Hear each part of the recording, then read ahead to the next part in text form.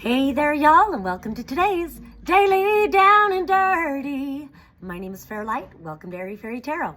All right, y'all, the message today is crazy is better than conformity.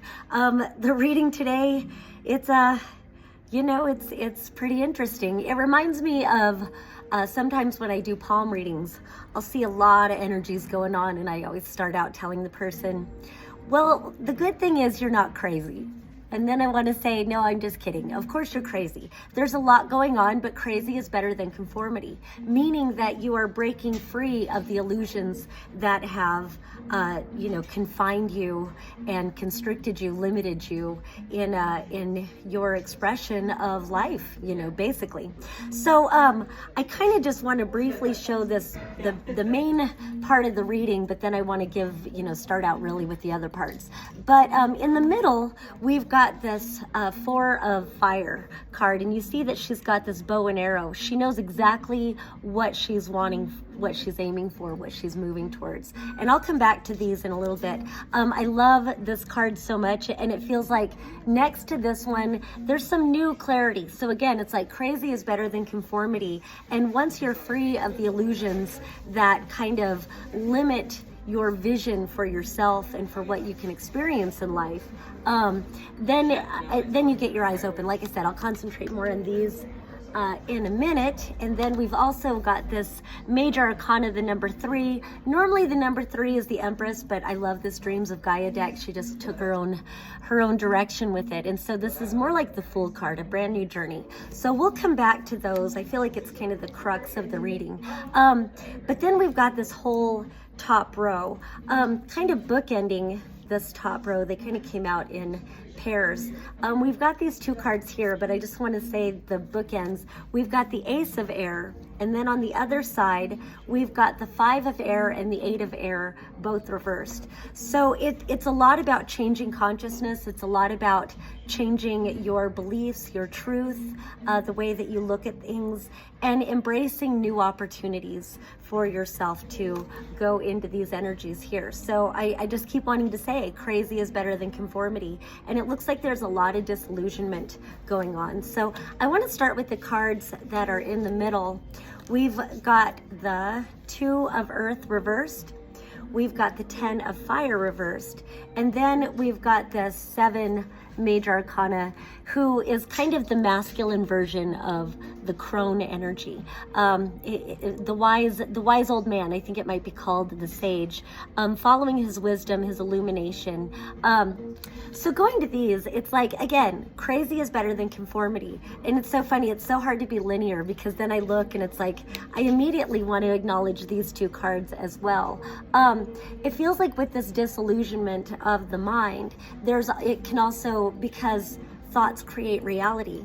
And so oftentimes, if you can make the correlation, sometimes when things are falling apart, you may not make the correlation of what's going on in your mind, what's going on with, again, disillusionment, and how that may be affecting your reality. So it's like if you start to notice, just a myriad of things that, I like to pick on the idea of authority because it's all made up. Authority is all made up. It's a free will universe. We truly have the free will to choose what we focus on. We have the free will to make decisions all the time. And yet we believe we have to obey authority to greater and lesser degrees. The worst fallacy of that, I think, is a spiritual authority. That's definitely made up to control people, can control people's minds and hearts and spirits. You don't have to give your power away to any of that.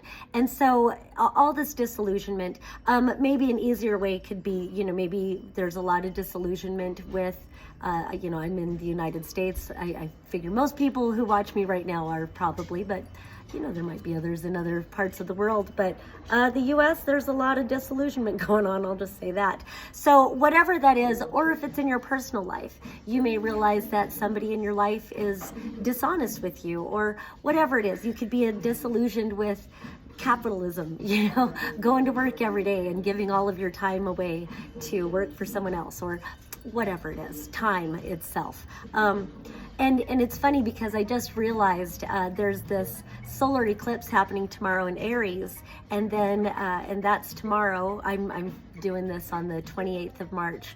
So tomorrow there's that partial solar eclipse, and then the next day Neptune is moving into Aries for the first time in like 165 years or something like that. So good time for disillusionment and giving all these examples, whatever. So again, I just want to bring it back to God, I want to go so in depth. This is going to be a long reading today, I think, but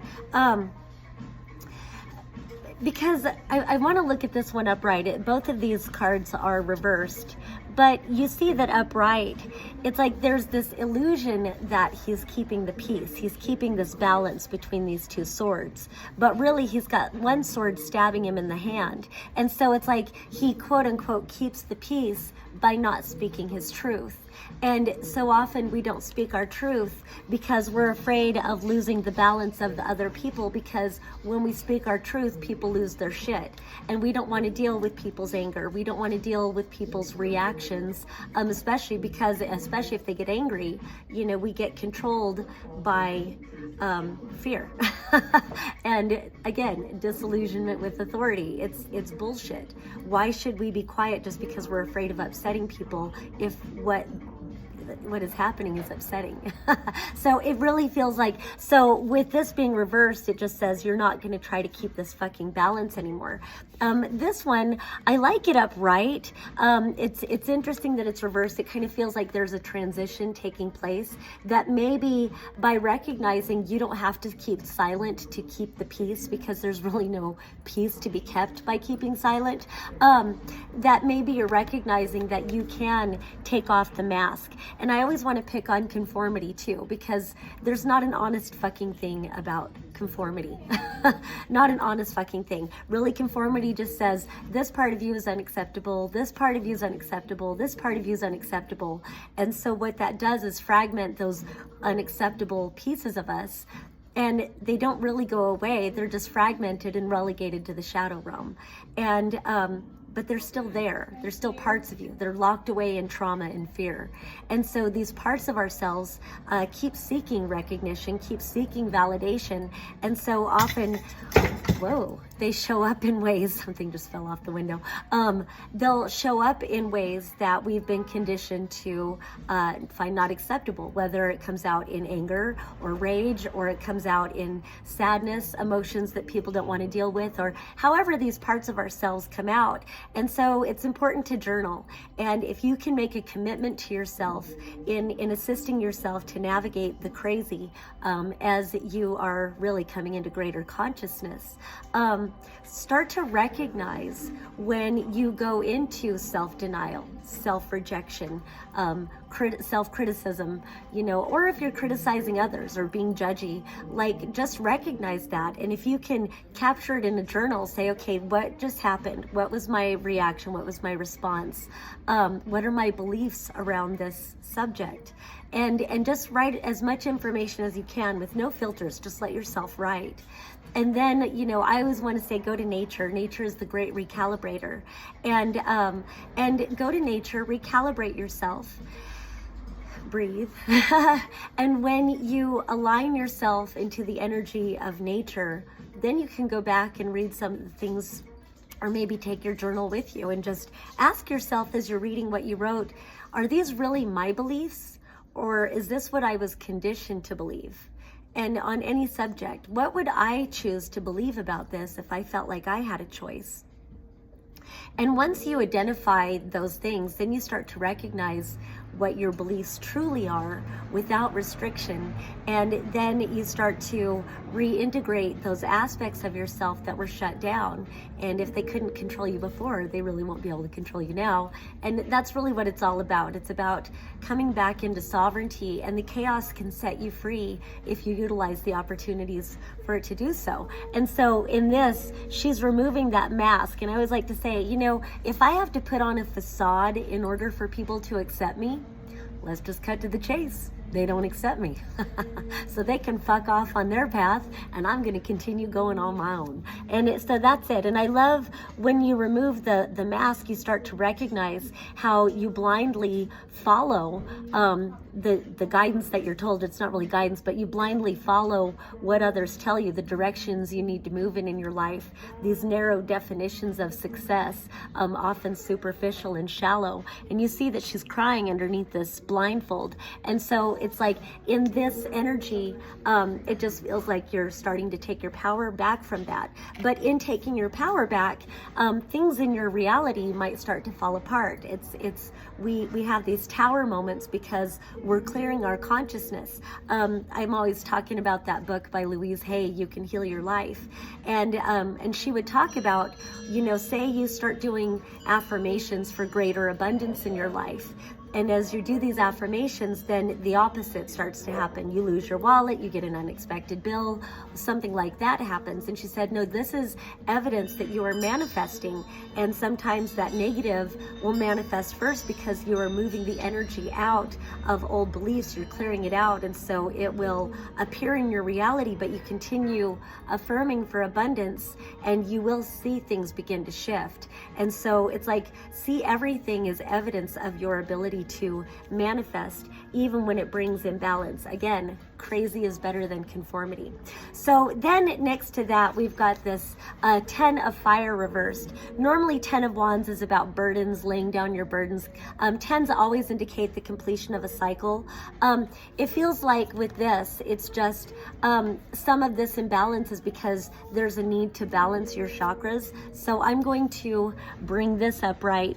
I love this card. It's so powerful. So, when you bring balance into your own center, into your own energy flow, and you allow this illumination, and it feels like there's an upflow and a downflow. So, you're bringing up the earth energy and you're bringing down into your crown chakra, like universal conscious energy, and light is information. And so you're bringing this light into your body and you're also grounding with the earth energy. And then in this outer process, you're burning away old patterns. You're burning away the burdens that you would carry. And then, I love this power just coming out of this being's hands and all of this illumination at the crown. And so it's really focusing on that need to find that inner balance. And what I'm noticing is like when an outer world situation gets my attention that is not something that I want, if I really energize the negative of it, it gets worse and worse and worse. But if I can let that be like a reminder to pull in and to find this balance, maybe meditate, go hug a tree, touch the earth, and pull your energy back into your core. And then you can kind of create this energy field around you. Then you attune yourself to a new frequency, and often the challenges will have greater resolution, faster and easier, or you're able to see with greater clarity whatever it is. And so then I feel like that goes to this sage right here, this wizened old man with his torch, his illumination, and his owl, to bring him the wisdom. It feels like with patience. And then there's this wolf over here. I feel like wolves often represent, one, it's your own wild nature. It's tuning in to this deeper truth, this deeper wisdom that you can align yourself to. And then it also makes me feel like knowing that you're not alone, that you do have a pack, whether this is people in your life that you can trust, that you can count on, that maybe they are going through a similar experience of shifting from one reality into another, or shifting out of a lot of different kinds of realities into these brand new experiences. Or you can see it as your soul team, your spirit guides, or whatever, ancestors. You're not alone, but just knowing that you can illuminate your way through this as you are shifting consciousness. And then we come over to these cards here, and it's this 6 of earth reversed with this ace of air. I love that the aces are all dragons here. So again, it just reminds you that you do have protection around you. They may be invisible, but you can always call on them, and just know that you are loved. There's so much love and assistance available to you. Aces I always look at as doorways of opportunity. This is, again, air energy. Air is communication, it's beliefs, it's truth, the words we speak, the thoughts we think, the messages we give, the messages we receive. Ultimately, it's our truth. And this is an opportunity to live a new truth, to align to something outside of what has been limiting before, finding your way through the darkness. And it feels like it's with these other cards too. It's just all of these reverse energies, and recognizing, again, it's funny that I didn't even mean to mention disillusionment with capitalism, but I did say that, and it's kind of what that is. You see that he's wearing this yoke on his neck, and I love that both of these cards came out, because it's like he's wearing this yoke in this picture, and then it's like burning the weight of the world off of their shoulders. And with this, it kind of reminds me of the Devil card, where we're just yoked in and chained in. Also on this card, both of them are wearing chains and shackles, and we don't need to be shackled to any one system or any one paradigm. It's a time to release these shackles. And it's like he's working so hard, and it's for this abundance, but this is kind of a meager reward for the weight that he's been carrying. So it just feels like there's an opportunity being presented for you to release yourself from the burdens, again, of old paradigms, and align yourself to new opportunities for a greater truth. So then we come back to these cards here, and we've got this, like I said, it's the it's the Four of Water. Maybe I don't know if I said that before or not. The Four of Water. And with this, I just love how this is, because there's a mirror on the back, or there's an eye on the back of the mirror. So I've taken this that, initially, we're kind of taught, again, it's that conformity thing. We're taught to seek acceptance outside of ourselves, to kind of create our image in the approval of others. And so it's like he's looking in this mirror, but really looking outside of it to make sure he is the reflection of what others want to see him as. But then this third eye illumination is happening, and it's like breaking his face open, the light coming in his eyes. It's breaking the way he sees himself. And so then he finds this courage to align to greater and greater truths. And so now he's seeing himself as something greater than he's ever seen before. And now all eyes are on him. And in this courage to shift his perspective and perception of himself, it's like he now has shifted it so that when others look at him, now they're seeing that they too can choose to shift the way they see themselves. And so I really love this. And with that, it gives greater clarity about what you're aiming for, the direction that you want to move your life in. And with this new world, there's a lot of Dolores Cannon books, and I need to start reading them, but I love that she talks about the splitting of the earth.